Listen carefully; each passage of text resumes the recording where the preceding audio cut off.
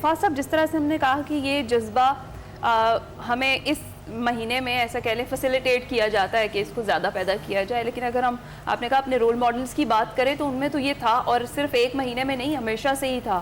تو ہم کس طریقے سے اپنے رول ماڈلز کے جو فٹ سٹیپس ہیں اس پر چل سکتے ہیں؟ خاص طور پر اس میں صرف یہ قربانی یہ نہیں ہے کہ اپنے حصے کی چیز دے دی، اس میں اپنی ترجیحات پر بھی دوسروں کی ترجیحات کو فوکس کرنا ہے، اپنے مفاد کو بھی ایک سائڈ پر رکھ کر ایسے کرنا ہے کہ کسی دوسرے کو نقصان نہ پہنچائے. لیکن آج کل ہم یہ سب کچھ کر رہے ہیں تو کیسے تصحیح کریں اپنی؟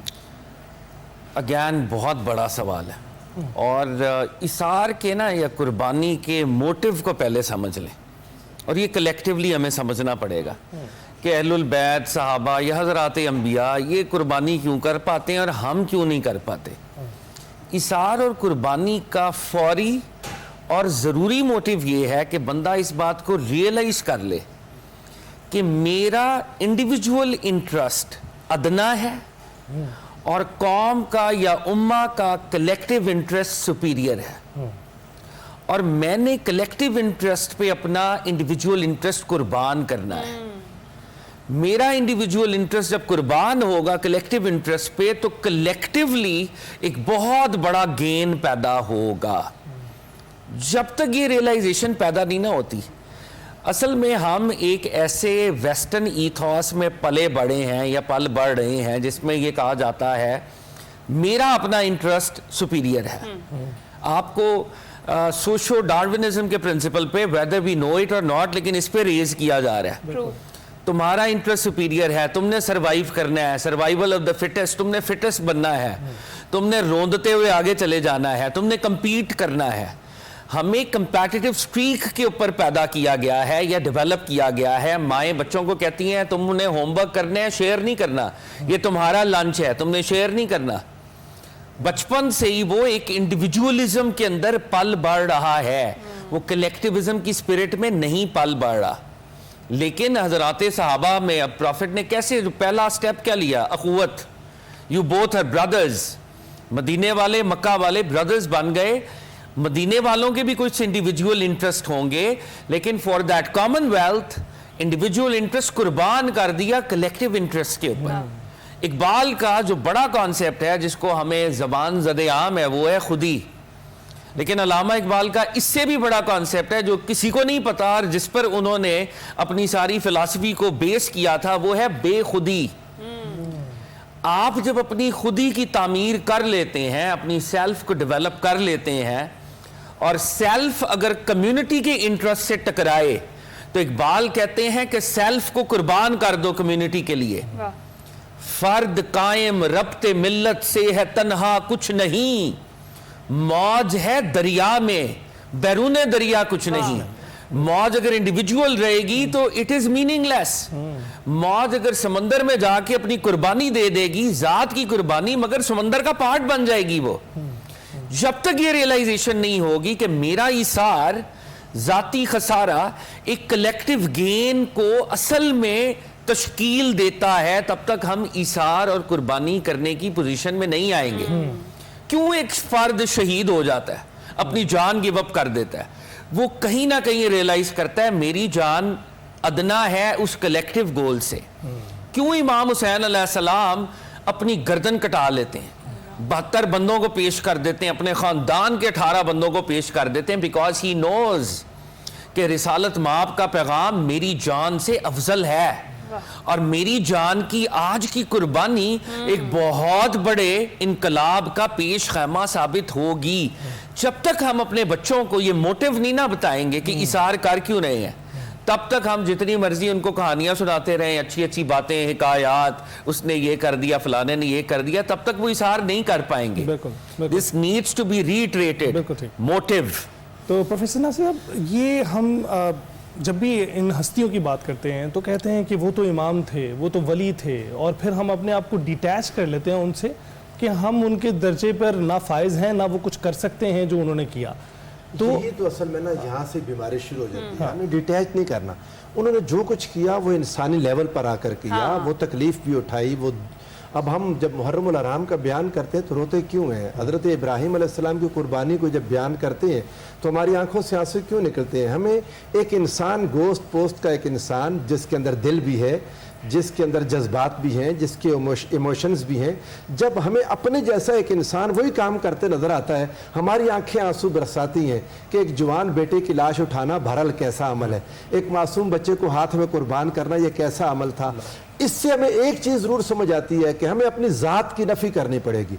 آپ دیکھیں یہ ایک, اگر اس کو ہم عملی طور پر دیکھیں تو اس کا عملی پیکیج پورا کا پورا وہ تصوف کے اندر ہے. حضرات صوفیاء کرام کے پاس بیٹھے بغیر یہ آ نہیں سکتا. دیکھیں نا, آپ نے اپنے آپ کو مائنس کرنا ہے, آپ خود کو کیسے مائنس کریں گے؟ ہم تو ساری دنیا کو مائنس کرنے میں لگے ہوئے ہیں. ہم افطاری کی میز پر بیٹھے ہوئے بھی سب سے پہلے اچھی چیز پر ہماری نگاہ پڑتی ہے کہ یہ میں اٹھا لوں, اس سے پہلے کوئی اور اٹھا لے. شادی کے موقع پر اگر جب کھانا کھل جاتا ہے تو اتنا وافر مقدار میں ہونے کے باوجود ہم اتنا زیادہ پلیٹ میں بھر لیتے ہیں کہ وہ ہم سے خود ہی ختم نہیں ہوتا. آپ جب ایئرپورٹ پر بیٹھے ہیں, لاؤنج میں اناؤنسمنٹ ہوتی ہے کہ چلیں جب جہاز میں بیٹھے ہیں, آپ کی سیٹ کوئی نہیں لے سکتا. You know it very well. اس کے باوجود آپ جا کے دروازے پر رش لگاتے ہیں اور زور لگاتے ہیں. یہ کیا چیزیں ہیں؟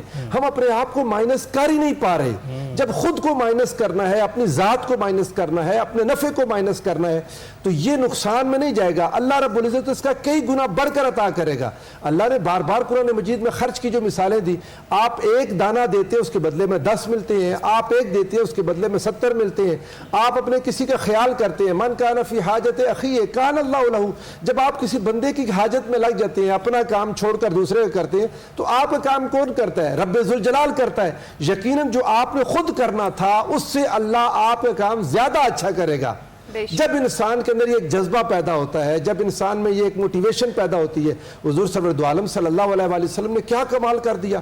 ایسے یہ انسان تھے, ان کو ایسی تربیت دے دی کہ غزوہ میں 3 لوگ زخمی پڑے ہیں, ہر کوئی پانی مانگ رہا ہے. جب پانی لے کر بندہ پہلے کے پاس پہنچتا ہے, وہ پینے لگتا ہے, دوسرے کی آواز آتی ہے پانی, وہ کہتا ہے اس کو پہنچا دو, وہ دوڑ کے اس کے پاس جاتا ہے. تیسرے کی آواز آتی ہے پانی, وہ کہتا ہے نہیں اس کو پلا دو. تیسرے کے پاس پہنچا, وہ شہید ہو چکا. واپس دوسرے کے پاس آتا ہے, وہ شہید ہو چکا. واپس پہلے کے پاس آتا ہے, وہ بھی شہید ہو چکا. ہر ایک اپنی شدید ضرورت کو دوسرے پر قربان کرنے لگے. یہی تو اسلامی مواخات ہے. یہ اسلامی مواخات ہے جس کا پیدا ہونا بغیر تصوف اور صوفیاء کے ممکن نہیں ہے. عبادت کیا دیکھیں آپ, حضور علیہ السلام نے فرمایا ان تعبد اللہ کأنک ترا, عبادت ایسے جیسے تم اللہ کو دیکھ رہے ہو. یہاں پر شاہ جی ایک دلچسپ چیز ہے, فَإِن لَمْ تَكُنْ تَرَاهُ كَانَ يَكُونُ کی بحث میں علماء اور عرفاء نے یہ بات لکھی. وہ کہتے ہیں کانا ناقصہ اور تاما دونوں طرح سے ہوتا ہے, آسان کر دیتا ہوں. ان لم تکن, اگر تم نہ رہو, ترا ہو تو اللہ کو دیکھ لو گے. ہمارے اور رب کے درمیان بھی رکاوٹ اور پردہ ہم خود ہیں. ہمارے اور ہمارے بھائی کے درمیان بھی پردہ ہماری لالچ ہے. ہماری اپنی ذات سے محبت, لالچ, بھوک, گریڈ, یہ نفسانی بیماریاں, ان بیماریوں کا علاج صوفیاء نے کرنا تھا, ہم نے انہیں چھوڑ دیا. بالکل صحیح کہہ رہے ہیں. اچھا فاضل صاحب, اگر ہم اسی جذبے کی بات کریں تو جس شخص میں اثار اور قربانی کا یہ جذبہ نہیں ہے تو کہیں نہ کہیں وہ شخص حقوق العباد کی بھی نفی کر رہا ہوتا ہے. اگر ہاں تو کیسے؟ بڑی خوبصورت بات کی ہے, بہت خوبصورت بات. I think this is a very good question and a very good observation also. کیونکہ حقوق العباد میں اکثر آپ کو ذات کی نفی ہی کرنی پڑتی ہے. حقوق العباد کے فریم ورک میں آپ کو اکثر اپنی ذات کو پیچھے کرنا پڑتا ہے, لیکن کیونکہ میرا ذات کا احساس جس کو وہ کہہ رہے ہیں اور گورے کہتے ہیں سیلف افرمیشن, کہ ہم ہر وقت I want to stamp my authority, I exist, میری آئیڈینٹی میں, یا میرا سیلف انٹرسٹ. تو حقوق العباد کے فریم ورک میں تو وہ ذات پیچھے جاتی ہے کہیں نہ کہیں. آپ کا دل نہیں کر رہا لیکن دین کہے گا کہ بیگم کو اٹینشن دو, آپ تھکے ہوئے ہو, سارا دن کی آپ نے محنت کی ہے. بات ہے آپ کے ایک خدمت ہے جو دین تقاضا کر رہا ہے. ماں جو ہے, ماں کا بھی کوئی سیلف انٹرسٹ ہو سکتا ہے, ماں بھی تھک جاتی ہوگی, لیکن کیونکہ وہ ماں ہے تو اس نے بچوں کو جس طرح سے ریز کرنا ہے, نرچر کرنا ہے, ذات پیچھے کر کے ہی کرنا پڑتا ہے.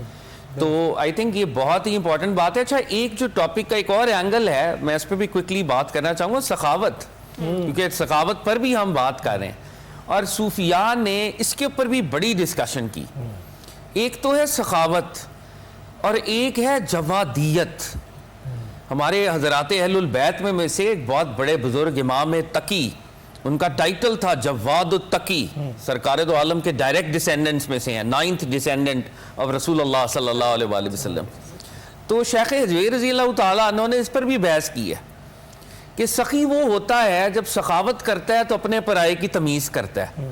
میں پشتون ہوں، یہ میرا پشتون بھائی ہے، میں پنجابی ہوں، یہ میرا پنجابی بھائی ہے، میں گجر ہوں، یہ میرا گجر دوست ہے.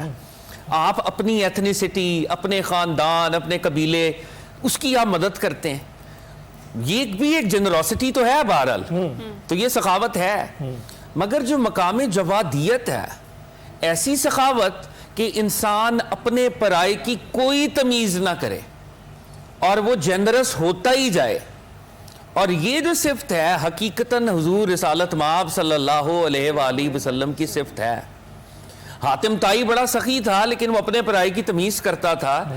اولیاء کہتے ہیں کہ جب سرکار دو عالم علیہ الصلوۃ والسلام کے پاس ایک نان بلیور خاتون آئیں، آپ علیہ الصلوۃ والسلام نے اپنی نبوت والی چادر بچھا دی کہ یہ سخی کی بیٹی ہے، اس کو بٹھایا اس کے اوپر. آپ نے اس وقت یہ نہیں دیکھا اس کا مذہب کیا ہے، اس کا ریلیجن کیا ہے. تو جہاں پر ہم ایثار کی بات کر رہے ہیں، ایثار کے ساتھ یہ سخاوت اور جوادیت بھی جڑی ہوئی ہے، اور ذات پیچھے تو کرنی پڑے گی جیسے پروفیسر صاحب وجہ طور پہ فرما رہے ہیں. بالکل آپ درست کہہ رہے ہیں. بڑی خوبصورت ڈسکشن ہماری چل رہی ہے، تمام اینگلز پر اس ٹاپک کی ہم بات کر رہے ہیں.